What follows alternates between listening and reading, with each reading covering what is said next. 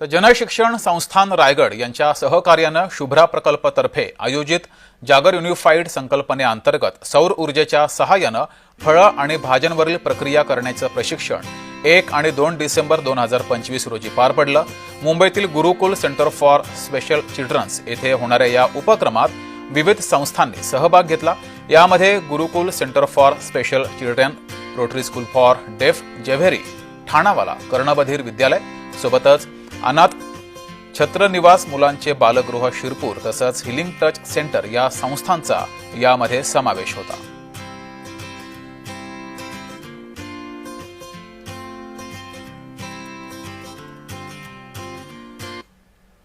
नशिबाने मला आमच्या गुरुकुल स्पेशल स्कूल सेंटरच्या उज्ज्वला मॅडमशी भेट झाली। दिवाळीच्या आधी आम्ही त्यांचं पणत्या आणि तोरणं असं आयडी मुलं म्हणजे बौद्धिक अक्षम मुलं आणि आमची कर्णबधीर मुलं एकत्र आम्ही त्याचं एक केलेलं होतं 2 दिवसाचं वर्कशॉप।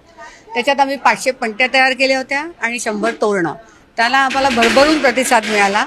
मग माझ्या मनात आलं फक्त ही डिसेबल्ड मुलं का, मग त्याच्यामध्ये आपण काय करूया, तर ऑटिझम मुलं घेतली, आंधळी मुलं म्हणजे आपण दृष्टीहीन म्हणतो ती मुलं घेतली आणि हा आमचा 2 दिवसाचा प्रोजेक्ट आता आकाराला आला।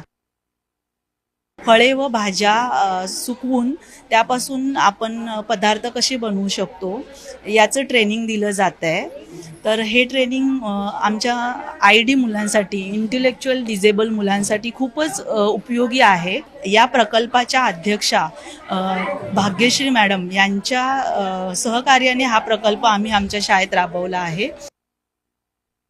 हा जो प्रकल्प आहे भविष्याच्या दृष्टीने बघितला तर खूपच फायदेशीर आहे आणि म्हणजे घरगुती व्यवसाय करू शकतात। म्हणजे सौर ऊर्जेच्या साहाय्याने फळे किंवा भाज्या कशा आपण जास्तीत जास्त काळ आपण टिकून ठेवू शकतो आणि त्या आपल्या दैनंदिन आहारामध्ये कशा आपण वापर करू शकतो याच्याबद्दल हा प्रकल्प खूपच चांगला आहे। आम्हाला सगळे पदार्थ बनवायला मिळाले। आम्हाला खूप चांगला आनंद आहे, अनुभव आला। मी हिलिंग टच मधून बोलत आहे। पौर्णिमा टीचर यांचे खूप